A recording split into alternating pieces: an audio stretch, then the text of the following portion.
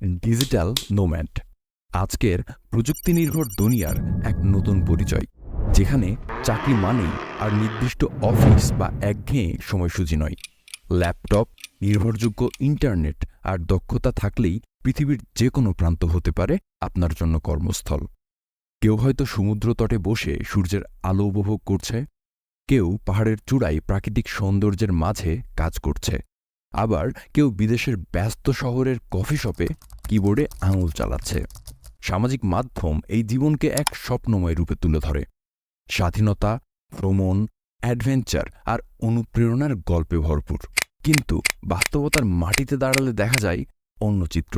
নিয়মিত ভ্রমণ খরচ, টাইম জোনের কারণে অদ্ভুত সময়ে মিটিং, অনিশ্চিত আয়, স্থায়ী ঠিকানার অভাব এবং দীর্ঘ সময় একা থাকার কারণে মানসিক চাপ সবই এই জীবনের সঙ্গী।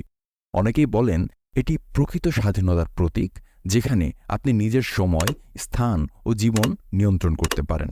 আবার অনেকে মনে করেন এটি কেবল এক চকচকে কল্পনা, যা কেবল ছবিতে সুন্দর দেখালেও বাস্তবে সবসময় সুখকর নয়। শেষ পর্যন্ত প্রশ্ন থেকেই যায়, ডিজিটাল নোম্যাড হওয়া কি সত্যি মুক্তির পথ, নাকি কেবল এক সুন্দর কিন্তু কঠিন স্বপ্নের ভ্রমণ?